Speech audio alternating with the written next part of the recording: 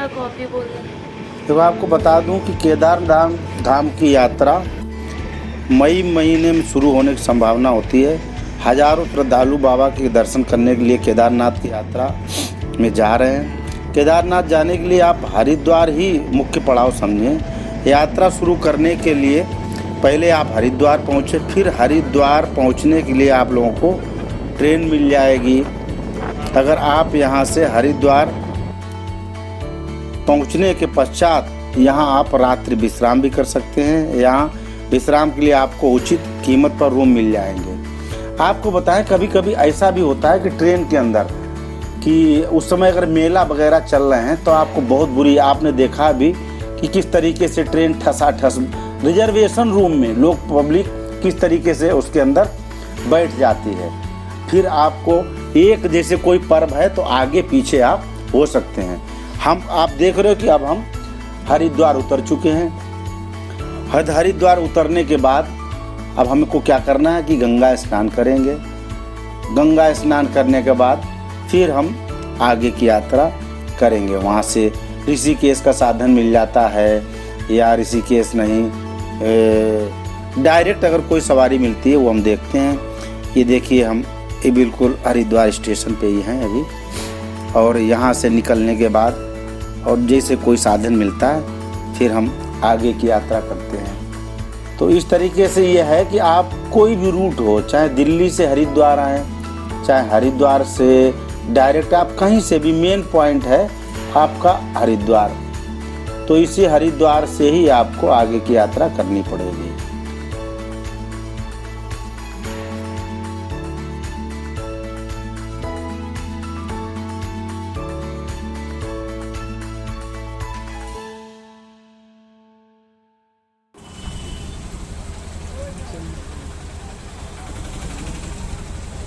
अब देखो बायां हम टेम्पो से, जैसा अभी आपने देखा कितनी भयंकर वहाँ के लिए निकल रहे अब वो हैं। धूप खत्म हो गई, देखिए तुरंत बरसात हल्की हल्की बूंदें पड़ने लगी।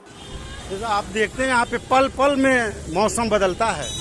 अभी हम आप देख रहे थे कि हम जब उतरे हैं तो भयंकर धूप थी और इस समय हम आधे भीग चुके हैं और बरसात शुरू हो गई है। तो यहाँ का इसीलिए हमारा कहना है, जहाँ से भी जो भाई लोग आए तो वो पहले से अपनी व्यवस्था करके आए। जैसे रेनकोट है, छाता है, टार्च है, ये 3 चीज़ें आपके पास, सारी दवाइयाँ होनी चाहिए आपको आपके पास। फिर वहाँ से यात्रा शुरू करें कि हमें पता नहीं रास्ते में कब बरसात होने लगे, कैसी सिचुएशन बने। हर हर महादेव, हर हर महादेव।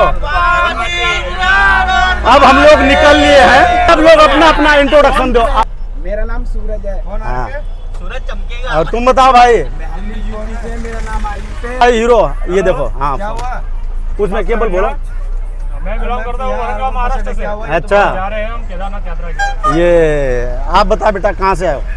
मैं भी हाथरस से हूँ। अच्छा, तीनों हाथरस से हैं। हाँ, मेरा नाम अच्छा। भी सूरज है। अमोल, मैं जा रहा केदारनाथ। क्या बात है। और हम आ नहीं रहे थे। हम आ नहीं रहे थे, जबरदस्ती भाई लेके आए। प्रवीण भाई। हाँ, प्रवीण भाई लेके आए। और अपना भैया बताओ। अपन अक्षय और ये मेरा दोस्त अभय। हम चले केदारनाथ। हर हर महादेव। मैं राहुल केदारनाथ की तरफ चलते हुए अभी सोनप्रयाग से होते हुए। पहली बॉल पे चक्का। ये तो बाबा अब चले यहाँ से कहाँ? केदारनाथ। क्या बात। हर हर महादेव। ये चढ़ाई शुरू हो चुकी है सोनप्रयाग के लिए। हम लोग सब ऋषिकेश, प्रयाग से गौरी कुंड 6 किलोमीटर, और गौरी कुंड से आपको जंगल चट्टी 4 किलोमीटर। इसके बाद 3 किलोमीटर है भीमबली नहीं, उसके बाद 4 किलोमीटर है निंचली। इसके बाद है बेस कैंप 4 किलोमीटर। इस तरीके से करीब हम आपको 16-17 किलोमीटर तक ये है मेन रोड, और वो बेस कैंप से 1 किलोमीटर केदारनाथ धाम। तो अभी हम लोग रास्ते में ही हैं। हम सारे लोग एक दूसरे के साथ हो लिए ऋषिकेश। ये ऋषिकेश स्टेशन है और ऋषिकेश से आगे पहुँचे हम लोग।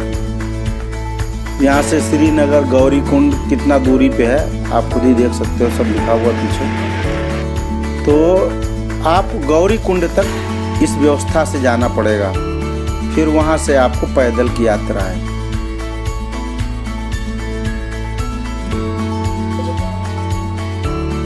देख रहे हो कितना बढ़िया एटमॉस्फेयर है और बढ़िया साधन है और कितना प्राकृतिक छटाओं से लेस हमारा हिमालय, उसमें सब लोग एंजॉय करते हुए जा रहे हैं। बढ़िया रास्ता,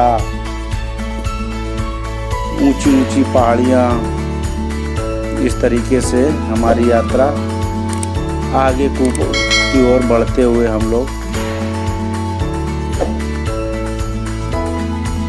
लेकिन बहुत तेज है हमारा ड्राइवर।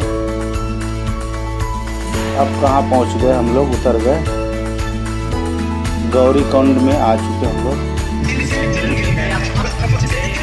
हमसे तुरंत 2 से 3 किलोमीटर यहाँ हो सकता है।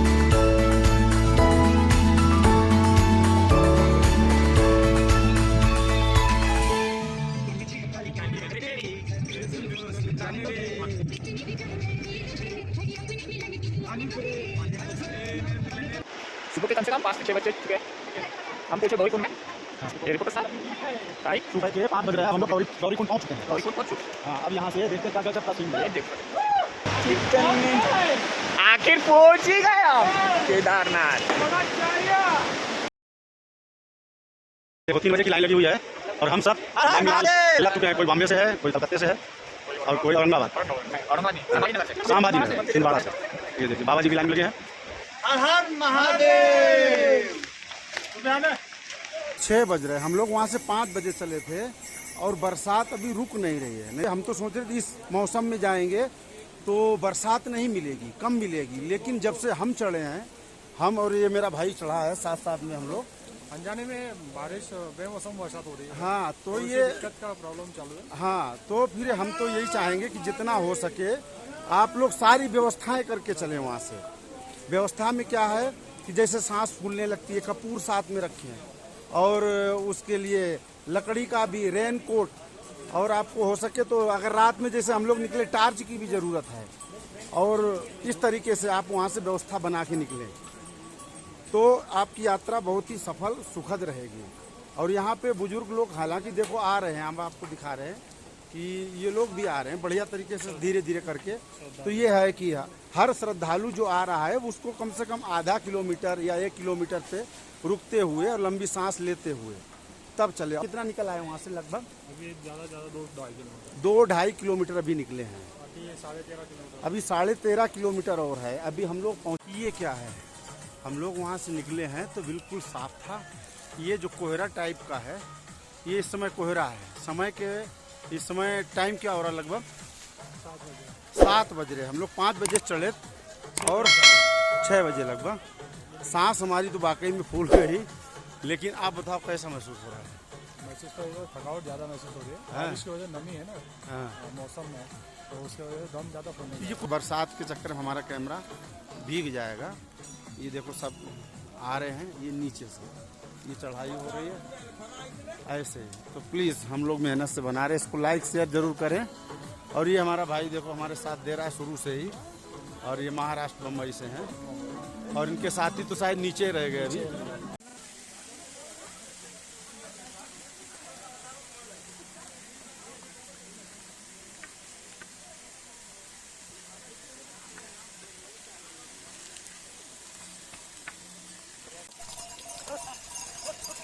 देखो हम बरसात हो रही है तो इसलिए आप दिखा नहीं सकते हैं। हाँ, इस तरीके से भयंकर वहाँ क्या पोजिशन में यहाँ देखो नारियल बह रही आके भयंकर भीड़ है बाबा के दरबार में। अभी हम करीब 3-3.5 किलोमीटर ही निकल पाए, 3-3.5 किलोमीटर।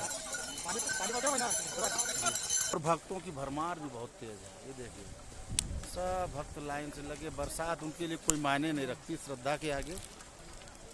जिस तरीके से दिन पर दिन बाबा के दर्शन की श्रद्धा बढ़ती जा रही है, ये बस इनको थकान कुछ नहीं महसूस हो रही। इनकी भक्ति और श्रद्धा को कोई कम नहीं कर सकता। इस तरीके से इनकी श्रद्धा और भक्ति कोई कम नहीं कर सकता, चाहे जितने इनके ये भक्तों की दुनिया, श्रद्धा की दुनिया है। अब हम आपको दिखाएंगे कि यहाँ पे जो केदारनाथ का महाप्रलय हुआ था उसका ये स्थान है, जो बहुत बड़ी त्रासदी हुई थी केदारनाथ की। यहीं पे जितने घर थे, दुकानें थी, सब बह गई थी। और यहाँ पे देखिए जिस तरीके अभी भी जाम लगता है। हालांकि नई सड़क उधर बना दी गई, लेकिन यहाँ से जो लोग जल्दी में हैं वो लोग निकलते हैं। ये कितनी रिस्की जगह है ये केदारनाथ धाम। ये सब आते हैं उसी के सहारे, वही सबको पार करता है। ये देखिए एक 2 रोड बने हैं, ये आने का, ये जाने का। केदारनाथ की जो त्रासदी थी उसका ये उदाहरण है। यहाँ की दुकानें थी, ये जीता जाता था। ये वही जगह है जहाँ केदारनाथ की त्रासदी हुई थी। ये सामने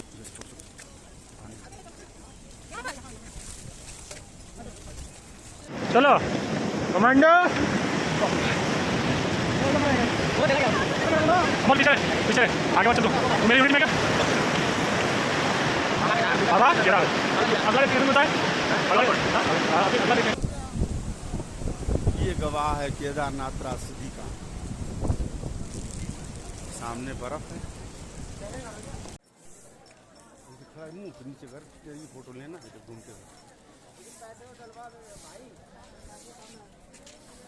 ये हेलीपैड है और उसके चारों तरफ का ये नज़ारा है केदारनाथ का। और ये भीड़ है, ये मेरा साथी भाई है। अपना नाम बताओ पहले भाई। प्रमोद कुमार। प्रमोद जी बताओ कि आपका अनुभव अभी तक का क्या रहा है? अनुभव तो जैसे कि आप केदारनाथ यात्रा की अगर व्यवस्था करते हैं आने की, हाँ हाँ तो घर से ही पूरी तैयारी करके आइए। हाँ हाँ। अगर आपको हेलीकॉप्टर से आना जाना है तो हेलीकॉप्टर से आना है तो पहले आपको इनिशियल बुकिंग होना आपकी ज़रूरी है। हाँ। उसके बाद में अगर आप में इंड्योरेंस ज़्यादा है, चाहे आप ठंड से फाइट कर सकते हैं ज़्यादा, हाँ। तो कोई हरकत नहीं। लेकिन जो बूढ़े लोग हैं उनको ज़्यादा दिक्कत करती है, क्योंकि कल का जो टेम्परेचर था वो -डिग्री में चला गया था। तो जो यंग पर्सनल थे उनको भी प्रॉब्लम हो रही थी, बहुत ज़्यादा प्रॉब्लम हो रही थी। तो रिसेंटली हम भी इधर ही आए थे कि चलो अभी नीचे 16 किलोमीटर नीचे जाना। हाँ, ये नीचे यहाँ पे टिकट के बारे में पता किया, उन्होंने साफ साफ मना कर दिया। जिनके पास ऑनलाइन है वही आ सकते हैं। अगर वो ऑनलाइन ऑफलाइन भी लेते हैं, लेकिन पिछले 2 दिन से जो मौसम था वो खराब था, उसकी वजह से जो हेलीकॉप्टर की जो ट्रांसपोर्टेशन थी वो बंद थी। उसकी वजह से जो लोग थे ऑनलाइन वाले वो ज़्यादा हो गए, इसलिए उन्होंने ऑफलाइन बुकिंग कर दी है, कम कर दी है। ये हेलीकॉप्टर आ रहा है, इसी में ये लोग से बैठेंगे।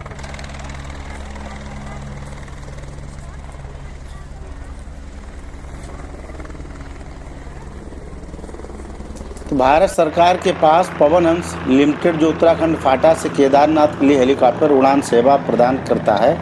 पवन हंस की वेबसाइट पे बुकिंग pawanhans.co भी कर सकते हो। पवन हंस द्वारा फाटा से केदारनाथ के लिए हेलीकॉप्टर कनेक्टिविटी सेवाओं के संचालन का ठेका रहता है। पवन हंस ने इस महीने की शुरुआत में सेवा के लिए बुकिंग खोल रखी है। फाटा से केदारनाथ हेलीकॉप्टर सेवा भी केवल चालू है और वहां से करीब 12 हेलीकॉप्टर उड़ानें प्रदान करता है। पवन हंस की वेबसाइट पे इसकी 12 उड़ानों में से 9 उसी दिन वापस आ जाती हैं, जबकि 3 अगले दिन फाटा से लौटती है। तो केदारनाथ के लिए पहली उड़ान 6:50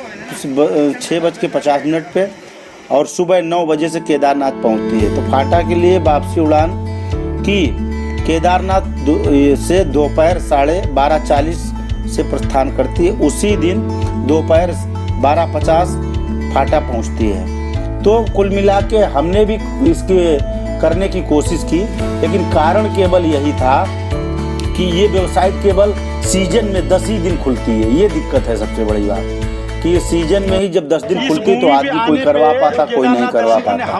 तो इसलिए इससे सुविधाएं तो अच्छी हैं। स्वामी जी ने कहा जहाँ बच्चा पहले दर्शन होंगे, कहा था कि बोलिए आपका जहाँ आनंद होगा ये देखो आप करेगी मौज। आशीर्वाद भी मिला और हम जो घबरा रहे थे दर्शन भी बड़ा बढ़िया तरीके से हुए।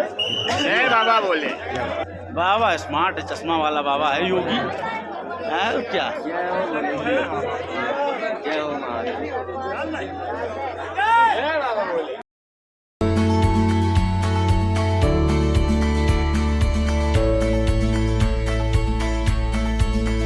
अब हम लोग तो देखो केदारनाथ धाम बाबा के यहाँ पहुँच चुके हैं। सारी थकान हमारे लोगों की मिट चुकी है, लेकिन यहाँ पे इस दर्शन के पहले जो हालत थी आप सोच नहीं सकते कि हम वहाँ पे ये जो हमारे साथ तीनों भाई हैं इनको सर्दी लग चुकी थी। अभी हम तीनों भाई यहाँ पे दर्शन हो गए। ये मंदिर है और भगवान की दया से आज मौसम भी बहुत मौसम बहुत अच्छा है। बता जरा भगवान की दया से जो सोच रहे थे हम उस हिसाब से मौसम भी आज हमारा साथ दे रहा है। ये देखो चारों तरफ से ऊपर से जो है धूप निकली हुई है, आजू बाजू बर्फ भी दिख रहा है, भोले बाबा का मंदिर है। अब दर्शन सब हो गए। अब हम आपको दर्शन कराएंगे भीमशिला की। अब आप लोग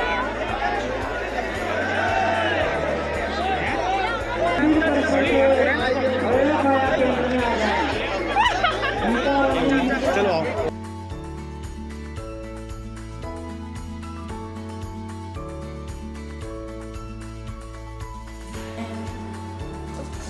भीमशिला, ये देखिए भीमशिला है जो केदारनाथ त्रासदी में यही केवल भीमशिला ने ही बचाया था। ये भीमशिला है जो कि पूरा मंदिर को ढक लिया था और दाएं बाएं से पानी निकल गया। तो आज भी लोग यहाँ आके इस पे धागा बांधते हैं, अपनी मन्नतें पूरी कराते हैं। तो इस तरीके से ये भीमशिला का महत्व है। और आप देखेंगे कि जब वापसी यहाँ की वादियाँ देखें कि किस तरीके से बड़े बड़े पहाड़ कि देखते ही आदमी की थकान मिट जाती है। अगल बगल इतने बड़े बड़े पर्वत और बर्फ़ से लदी हुई पहाड़ियाँ, चारों तरफ बढ़िया वातावरण, ये आदमी की जितना थका हारा होता है सब थकान मिट जाती है। इस तरीके से यहाँ पे आपको दर्शन कराएं।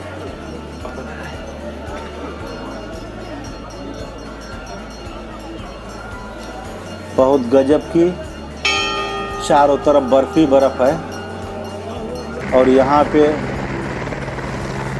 बता रहे इसके ऊपर जब बिल्कुल किनारे में जाएंगे, ये हेलीकॉप्टर की मैं यहाँ पे अभी पूछने गया था कि व्यवस्था क्या है, तो उन्होंने कहा कि भैया उसी दिन तो नहीं हो पाएगा आपको, ये पहले, क्योंकि यहाँ से ही लाइन लगी 7-7 दिन वाले, 2 दिन 3 दिन पहले के ही जो वापसी वाला। ये है महाकाल भैरव मंदिर जो सबसे ऊपर बना हुआ है। यहाँ पे कैमरा तो अलाउड नहीं है, लेकिन धीरे से फ़ोटो खींच लिया गया। तो इस तरीके से ये करीब वहाँ से 500 मीटर ऊपर है बाबा। यहाँ पे बहुत ही कम लोग जाते क्योंकि इतने थक जाते हैं, छक जाते हैं, किसी की हिम्मत ही नहीं पड़ती है जो वो यहाँ पे जाए। अब हम लोग वापसी हो लिए।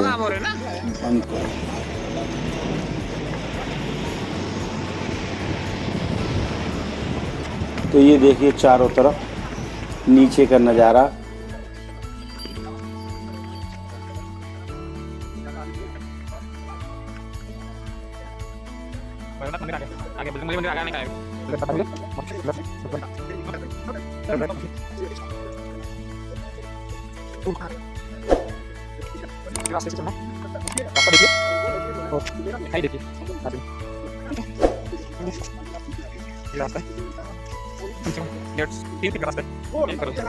रास्ता है कम से कम 1 से 1.5 किलोमीटर का रास्ता है जहाँ हम रुके हैं।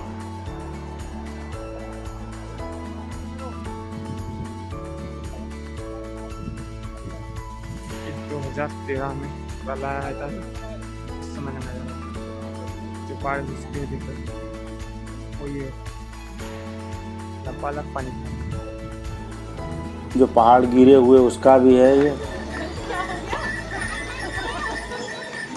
ये देखिए चारों तरफ